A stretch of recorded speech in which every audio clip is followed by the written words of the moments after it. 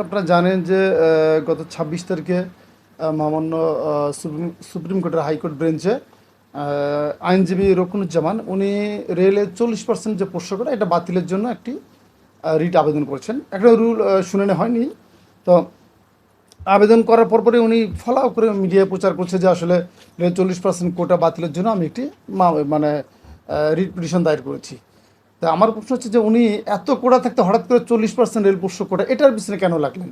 এবং পাশাপাশি আমি গতকালকে ওনার একটা ভিডিও দিলাম, উনি ওখানে বলছেন যে আলহামদুলিল্লাহ আমি 40% রেল পোষ্য কোটা বাতিলের জন্য একটি রিট পিটিশন দায়ের করেছি, খুব শীঘ্রই এটি শুনানি হবে এবং আরও অন্য কোনো কোটা থাকলে আপনারা আমাকে জানাবেন। হ্যাঁ, একজন সুপ্রিম কোর্টের আইনজীবী উনি যখন ফেসবুকে সামাজিক যোগাযোগের মাধ্যমে দেশ এবং জাতির কাছে বলে যে আসলে কোন কোন পদে এবং কোন কাছে একটা কোটা আছে, এটা একটু আমাকে জানাবেন, জানলে আমি সেগুলো ব্যবস্থা নেব।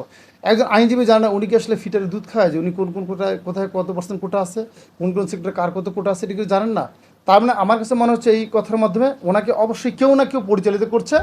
এবং রেল পোষ্যদের যে কোটা আপনারা জানেন যে 40% কোটা এটা 85 থেকে আছে, কিন্তু এর পূর্বে ছিল একজন রেল কর্মচারী মারা গেলে তার অথবা অবসর গেলে তার পরিবারের একজন সন্তান বাধ্যতামূলক চাকরি পেত, সেটা উঠাই দিয়ে এরশাদ সরকার সাহেব 85 নিয়োগ বিধিতে বলছেন যে রেল পোষ্যরা নিয়োগের ক্ষেত্রে 40% কোটা পাবে। অর্থাৎ এই কোটার আবার কি পরীক্ষা দিয়ে মেধাতালিকা নির্বাচিত হবে, সেখান থেকে 40% কোটা পূরণ করা হবে। আসলে আদৌ কখনো 40% কোটা পূরণই করা হয় না। আবার বিশেষ নিয়োগ বিধি যেটা করা হয়েছে আপনারা জানেন যে স্বৈরাচার বা সামরিক শাসনের যে আইনগুলো ছিল সেগুলো যে কোনো কারণে সেগুলো বিলুপ্ত করা হয়েছে, করার কারণে 20 নিয়োগ বিধি 25 নিয়োগ বিধি সংশোধন করে 2020 নিয়োগ বিধি করা হয়েছে। সেই নিয়োগ বিধিতে রেল পোষ্যদের অনেক অধিকারগুলো খর্ব করার কারণে আমরা সাম্প্রতিক কিছুদিন আগে নিয়োগ বিধি সংশোধনের যে একটি মামলা দায়ের করেছি এবং 21শে মার্চ এটি কোর্ট থেকে রুল জারি করছে যে এই নিয়োগ বিধি কেন সংশোধন হবে না এবং পোষ্যদের যে দাবিগুলো বা যে সংশোধনগুলো চাচ্ছে সেগুলো কেন করা হবে না, মানে রুল জারি করেছেন 4 সপ্তাহের। ইতিমধ্যে হঠাৎ করে যেহেতু 26 থেকে উনি কোটা বাতিলের জন্যই রুল জারি আপনার কি বলছে একটি মামলা দায়ের করেছে হাইকোর্টে। যে এত কোটা থাকতে এত কিছু থাকতে হঠাৎ করে যে ওনার এখানে আসা, এটা আমাদের সন্দেহ হচ্ছে যে আসলে নিয়োগ বিধি সংশোধন প্রক্রিয়াধীন অবস্থায় এই কোটা বাতিলের মামলাটি আসলে নিয়োগ বিধি বা পোষ্যদের যে শত্রু আছে তাদের কোনো এজেন্টটা বা দুর্নীতিবাজদের এজেন্টটা যারা আছে তাদের মানে উনি মানে এজেন্ট হিসেবে কাজ করছে কি না।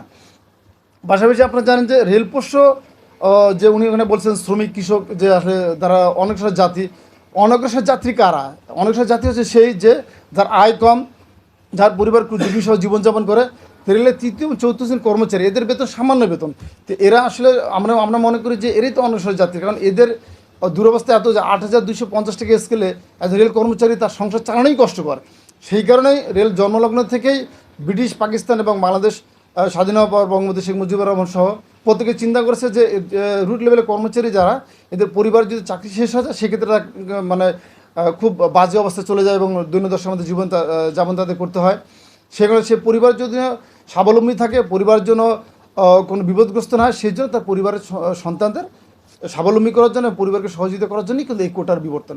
তো কোটা তো আসলে শুধু রেল পোষ্য কোটা না, এখানে মুক্তিযুদ্ধ কোটা আছে, প্রতিবেদন কোটা আছে, জেলা কোটা আছে, নৃত্যশিল্পী গোষ্ঠী আছে, সব কোটা মিলেই কিন্তু 40% কোটা। এবং 40% আসলে যদিও বলা হয় আসলে কিন্তু 36% দেওয়া হয় আমাদেরকে, 90% 40%, তার মানে দাঁড়াচ্ছে কত 36% কোটা দাঁড়াচ্ছে। তো এই কোটা যদি বাতিল হয়ে যায় রেল পোষ্যরা ক্ষতিগ্রস্ত হবে এবং পাশাপাশি রেল দক্ষ জনবল যে পাওয়ার একটা প্রক্রিয়া সেটা হারাবে। কারণ আপনারা জানেন যারা চাকরি করে তাদের সন্তানরা বিভিন্ন সময় তার বাবাকে সহযোগিতা করার জন্য বা বাবার খোঁজখবর নেওয়ার জন্য রেল অঙ্গনে বিচরণ করতে করতে রেলের পোষ্যরা কিন্তু চাকরি পাওয়ার পূর্বেই অর্ধেক প্রশিক্ষিত হয়ে যায়। তো এই যে প্রশিক্ষিত একটা মানে সন্তানদের রেল আসার সুযোগ বন্ধ করার যে প্রক্রিয়াটি শুরু করছে একটি কুচক্রী মহল, এবং আমি মনে করবো রেলের যে কালো বিলের চক্রটি আছে তাদের ইন্ধনে এই কাজটি করা হচ্ছে। এই কারণে বাংলাদেশ রেল পোষ্য সোসাইটি তার এই রিট মামলার দায়ের তীব্র নিন্দা প্রতিবাদ জানাচ্ছে। পাশাপাশি রেল পোষ্য সোসাইটি রেল পোষ্যদের যদি প্রতিনিধিত্ব করে, আমরা সাংগঠনিকভাবে এই মামলার পক্ষ অবলম্বন করে মানে আদালতের মাধ্যমে আমরা যুদ্ধ করব এবং আমরা বিশ্বাস করি যে সরকার এবং আদালত পোষ্যদের যে অধিকার, এই অধিকার অবশ্যই সংরক্ষিত রাখবেন। পাশাপাশি আমি দেশ ও জাতির কাছে এবং রেল পোষ্যদের আমরা বলতে চাই আপনাদের ভয়ের কোনো কারণ নাই, রেল পোষ্য সোসাইটি রেল পোষ্যদের প্রতিনিধিত্ব করছে এবং আমরা আছি এবং থাকবো। পাশাপাশি রেলপথ মন্ত্রণালয় এবং রেল কর্মচারীর যেসব ট্রেড ইউনিয়ন রয়েছে তাদের সবার কাছে অনুরোধ, রেল পোষ্যদের অধিকার নিয়ে যে ষড়যন্ত্র চলছে এই ষড়যন্ত্র প্রতিহত করতে আসলে আমরা সকলে ঐক্যবদ্ধভাবে কাজ করি।